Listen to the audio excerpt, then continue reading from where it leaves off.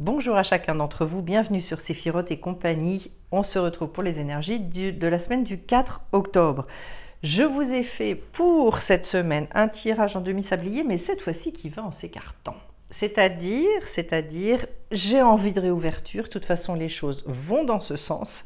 Et je me suis dit pour une fois, je vais le faire dans ce sens-là, avec en plus un nouveau jeu. Qui est un jeu de Paulina Cassidy, donc, qui s'intitule le Spirit Song Tarot.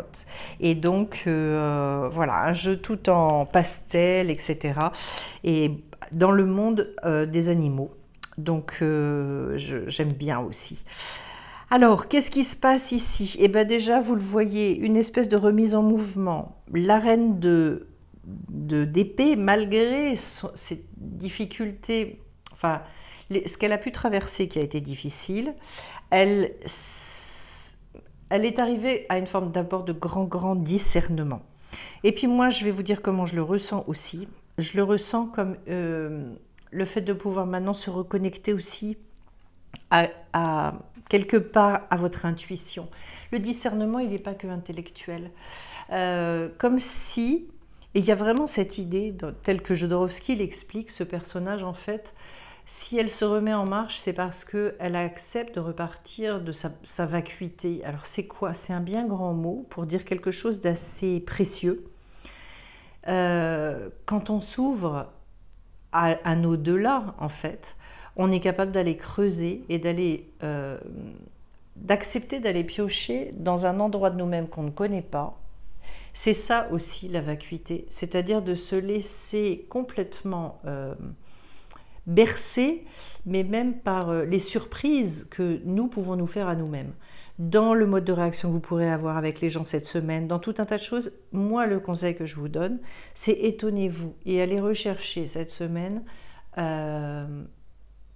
beaucoup plus de spontanéité. Collez-vous en fait à vos ressentis, à fond, et dites-vous, mais en fait, comment je le sens, qu'est-ce que j'ai envie de dire, comment j'ai envie d'interagir, etc. Et essayez de réfléchir à ça par rapport à votre justesse. Ensuite, on a 4 et 3 de bâton. Ça veut dire de toute façon grande créativité qui revient. En sachant qu'avec le 4, on commence par quelque chose qui nous dit vous allez retrouver de la stabilité.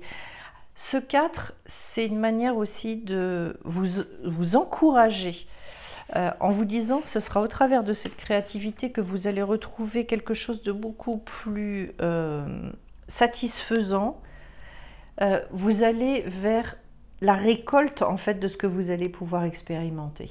C'est un degré très positif et un degré aussi qui vous dit là vous évoluez. Et vous évoluez vers quoi?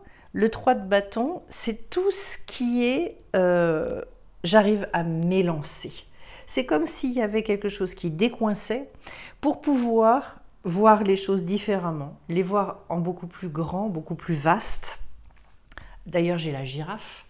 Donc comme si finalement, vous voyez, il fallait monter son cou et regarder les choses avec beaucoup plus de recul, beaucoup plus haut. De toute façon, une reprise pour moi d'excitation. Comme si, vous savez, ce sentiment des fois, on est dans des journées et tout semble un peu neuf, on redécouvre.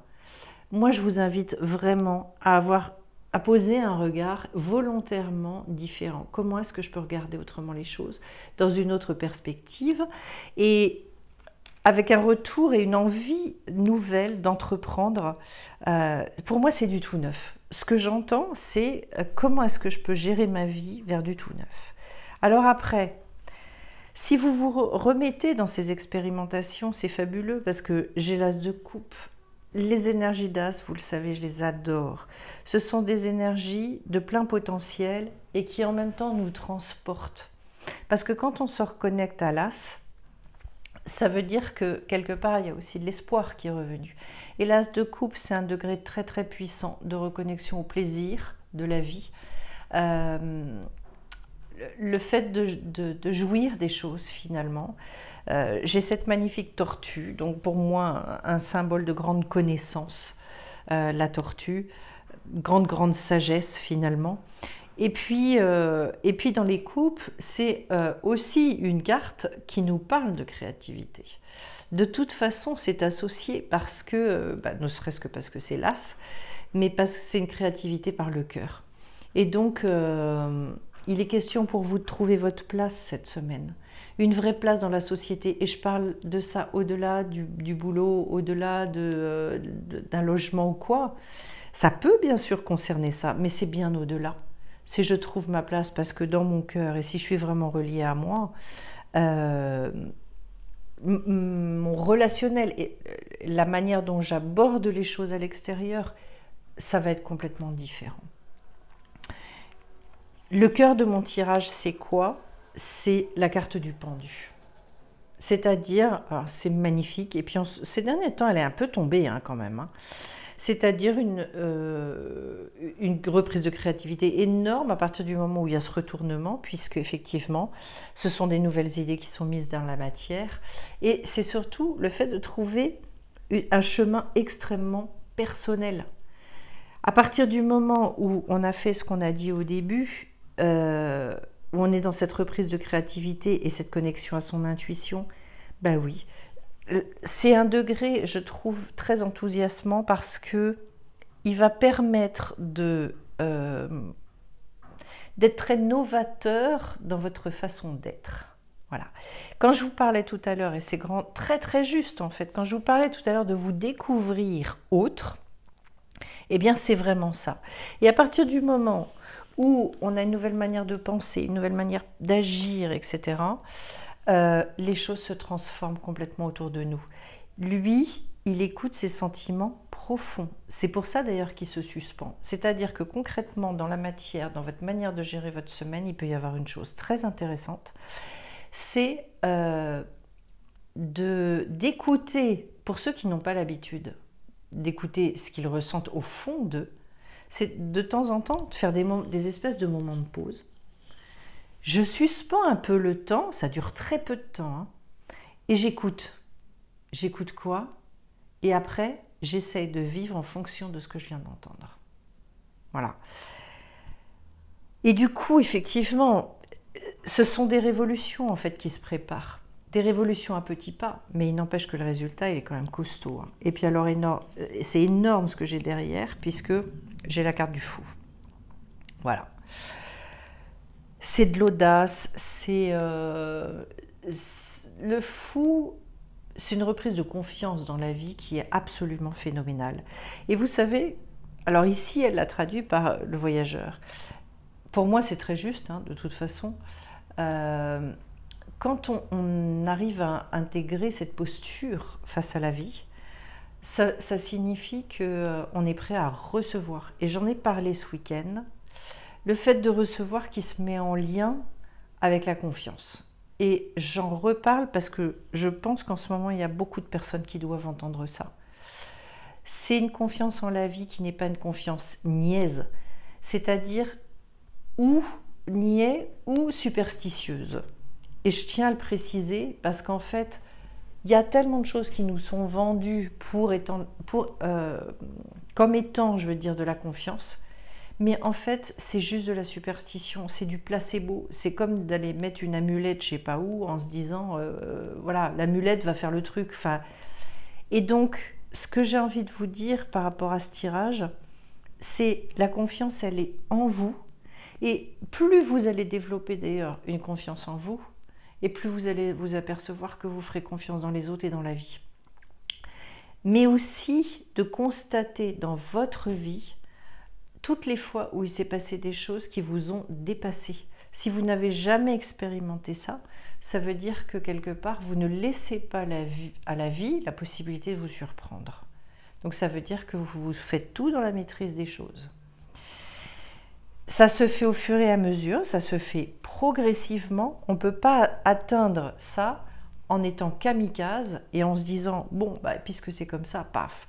Quoique j'ai eu de temps en temps, mais rarement, quelques comment on appelle ça, témoignages de personnes qui un jour ont pris une décision, mais si vous voulez, pour moi c'est une décision d'une fermeté à l'intérieur qui est énorme et qui m'ont dit du jour au lendemain ma vie elle a changé mais parce qu'ils étaient prêts à l'intérieur. C'était pas une petite décision de surface, c'était une espèce de conviction intérieure profonde. Alors, je continue maintenant, et là vous allez voir un peu toutes les arcanes majeures aussi qui sont là, c'est fou. Je commence par la Lune. On y arrive, on l'a cette semaine d'ailleurs, hein, la nouvelle Lune. Et pour moi, c'est toujours une grande reprise d'inspiration à partir de ces pulsions. Vous voyez que tout vous ramène à vous. Au début, on était dans un discernement avec cette reine, et un discernement lié à beaucoup, pour moi, une forme de clairvoyance. Donc ça va au-delà du mental. Tout nous amène dans le pulsionnel, dans essayer de ressentir avec votre corps, avec vos sens, et essayer de demander gentiment à votre mental, mais de lui dire c'est plus avec toi que je veux avancer. Le mental, il est bien pour organiser les choses. Mais c'est pas lui qui va donner l'impulsion ou l'idée première. Ça, c'est très très important. Ensuite, donc, derrière, oui, alors je finis quand même avec cette lune, c'est aussi la possibilité d'aller discerner des choses cachées, et notamment des richesses intérieures que vous n'avez jamais exploitées. On retrouve donc l'idée de la chouette. Et cette chouette, vous savez que c'est elle qui est nyctalope, et donc qui a cette possibilité de voir la nuit. C'est vraiment au milieu de tout ce qui peut être noir, sombre, qu'on va pêcher en règle générale des vrais trésors. Voilà. En sachant qu'on n'a pas besoin de baigner dedans, et que c'est pas forcément, quand je vous dis ça, je suis obligée de mettre des mots et des étiquettes sur des choses. C'est tout simplement des choses qu'on n'aime pas des fois chez nous. Alors du coup, nous, on le juge comme étant négatif, etc., etc. Et il n'empêche qu'au milieu de ce négatif, il y a souvent des choses extraordinaires à les pêcher. Donc, pour moi, c'est une reprise d'inspiration, et c'est une grande perception qui peut revenir cette semaine. Ensuite, j'ai le 9 de bâton. Alors ici, elle vous parle de persévérance et puis de tout ce qui est pouvoir. Pour moi, le 9 de bâton peut s'interpréter de deux manières. Soit comme une fin de cycle créative pour aller vers une autre manière de fonctionner. Mais ici, ce n'est pas du tout comme ça que je vais le prendre. C'est comme pour une espèce de summum de créativité. Parce qu'en fait, vous avez la lune de ce côté-là, et juste derrière, vous avez l'arcane du monde. Donc, coincée comme elle est, pour moi, là, on arrive à un projet ou quelque chose que vous aviez en vous, ou quelque chose que vous avez travaillé intérieurement, et qui a la possibilité, par le biais de votre créativité d'ailleurs, toujours, parce qu'on est encore sur du bâton, d'arriver à la réalisation de votre potentiel. La carte du monde, ça n'est pas rien, et étant donné qu'elle est vraiment dans les dernières cartes, je peux vraiment l'interpréter de cette façon. C'est une carte de plénitude. La plénitude, vous savez, bien évidemment, on peut la vivre dans les moments d'extrême joie, etc. La plénitude, et pour moi, c'est beaucoup plus fort et beaucoup plus puissant, d'être capable également de la vivre dans des moments où, sans qu'il se passe des choses négatives, mais au moins quand il se passe des choses lambda, voilà, si pour vous c'est une semaine lambda, mais pour moi j'ai pas l'impression, eh bien en fait il y a malgré tout la possibilité de retrouver une forme de tonus, une forme de joie. On retrouve l'idée d'ailleurs de l'as de coupe, hein. C'est-à-dire là j'ai l'impression d'être à ma juste place dans ce monde. Et encore une fois, ça ne dépend pas des circonstances. Vous pouvez avoir envie de changer de boulot, de changer d'appart, de ci, de ça, etc. Ça n'a rien à voir. Mais d'un seul coup, mais c'est bien sûr. Oui, j'ai ma place dans ce monde. Et oui, et c'est une sensation physique que l'on a. C'est-à-dire que même si on sait que c'est en pleine mutation, même si on sait qu'on est en transition, c'est pas grave. Il y a quelque chose de très très fort qui est ressenti. Et alors ça, quand on se connecte à cette sensation-là, mais derrière, j'allais dire, on casse la baraque. C'est-à-dire qu'on avance d'un pas, mais extrêmement léger. Et j'adore, parce que je finis... Alors ici, ils l'ont intitulé The Shadow, donc l'ombre, mais c'est l'équivalent de la carte du diable. Ce qui signifie pour moi, pour un certain nombre d'entre vous, que vous reconnectez au côté passionné. J'arrête là de me laisser bercer par la routine, par les peurs, par etc., etc. Non, cette fois-ci, en fait, je vais vers une appréhension du monde. Je me laisse aller à l'émotion. J'accepte de faire surgir de l'intérieur vraiment... mais tout ce qui a à surgir, c'est tout. Je ne vais même pas le qualifier parce qu'on s'en fiche. Et donc, au travers de ça, là, il y a un éclairage et vous pouvez avoir des révélations. Mais surtout, pour moi, c'est une reprise de passion. Parce qu'en fait, quand on dépasse, quand on vit ça et qu'on le vit bien, on ressort transformé. Et c'est le rôle du diable. C'est vraiment de venir titiller là où il faut pour que justement derrière, il y ait quelque chose qui vienne à la lumière et que, en fait, il y ait une libération qui s'opère derrière. Donc, je vous dirais avec cette carte, c'est tout l'aspect désir, l'aspect... et Dieu sait que des fois, pour certaines personnes, se reconnecter à leur désir, c'est pas facile. C'est une belle semaine. Alors, j'ai pris 2 cartes de l'automne que je vais vous lire. Alors, 2 messages, vous en ferez ce que vous voudrez. Avant de rencontrer une nouvelle personne, je demande à nos âmes de s'y préparer. Autrement dit, pour toutes les personnes qui souhaitent rencontrer des gens, les célibataires, etc., eh bien, regardez et retenez bien ce message. Je demande à nos âmes de s'y préparer. C'est-à-dire qu'il y a des gens, certainement, qui ont besoin d'entendre ce message. J'ai envie de refaire ma vie. Ok. Eh bien, moi, je demande que mon âme soit prête et je demande que l'âme de la personne qui est en face de moi soit prête aussi. Parce que tant qu'à faire, si vous voulez, quand on veut refaire sa vie, ça veut dire que souvent, quand même, ça n'a pas tout à fait bien marché la première fois, ou voire la deuxième. Ça signifie que mieux vaut attendre des fois 3 ou 6 mois supplémentaires, mais cette fois-ci, que tout le monde soit prêt à y aller. Donc voilà, je la mets là, et que ceux qui vont entendre le message l'entendent. Et ensuite, quand je suis en amour avec moi-même, je suis bienfaisant pour les autres. C'est intéressant aussi, être en amour avec soi, c'est une expression que j'adore. Regardez, pour ceux qui ne l'ont pas fait, regardez le tirage du week-end, parce que je ne peux pas vous dire autrement. Pour moi, aujourd'hui, c'est la grande actualité, c'est d'apprendre à s'aimer.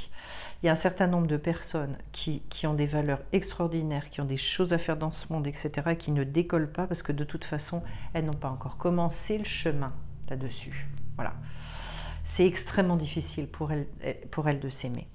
Et puis alors après, j'ai pris, génial, j'ai pris donc dans une carte des artisans de lumière et j'ai la Lémurie, créer le paradis sur terre, il est proche. Alors je trouve ça fabuleux parce que vous savez, quand on avance et que finalement on s'est réconcilié avec beaucoup de choses, qu'on aime ce qu'on fait, ouais, on est dans cet amour de nous-mêmes aussi, on est dans cet amour des autres, etc. Je vous dirais, plus ça va et plus les circonstances extérieures importent peu, même si ça impacte, et on ne va pas se mentir, mais je dirais qu'on est de moins en moins sensible à ça. Et que, au contraire, quand il y a des mauvaises nouvelles, et que ce soit collectives, individuelles, on a encore et toujours plus à cœur de faire en sorte que finalement, ce que nous on sème, c'est dans le sens, cette fois-ci, semer, ce soit que de la beauté, de la tendresse, etc., etc. C'est-à-dire, j'ai envie de vous dire ce que je ressens dans mon cœur. Plus c'est, entre guillemets, ignoble à l'extérieur, et plus finalement, prendre le contre-pied me semble non seulement impératif, mais surtout, je pense qu'en fait, c'est là qu'on se rend compte qu'il n'y a que ce chemin-là. Il n'y en a pas d'autre. Et parce que finalement, en fait, vous devenez à ce moment-là une lumière au milieu de je sais pas quoi. Si tout le monde éteint sa lumière, alors qu'à l'extérieur, c'est plus très très lumineux, ça devient le bazar, quoi. Ça veut dire, mais qui va être là pour illuminer un peu l'histoire? Voilà. Eh bien, vous voyez, et on nous le redit à tous, créer le paradis sur Terre. Il est temps. Il est grand temps. Voilà. Donc, il y a un au-delà. C'est un peu le message avec lequel je finirai. Il y a un au-delà du marasme, de la négativité, de la méchanceté, de la corruption. Il y a un au-delà de tout ça. Et cet au-delà, c'est ici, maintenant. Chacun, dans notre quotidien, dans la manière de fonctionner avec les gens, etc., etc. Voilà. Voilà, j'espère que je vous aurai transmis ce que moi je ressens profondément dans mes tripes, parce que c'est entre nos mains aussi. Voilà. Je vous souhaite à tous une très très belle semaine, et puis on se retrouve de toute façon bien vite sur Séphiroth et compagnie. Bye bye.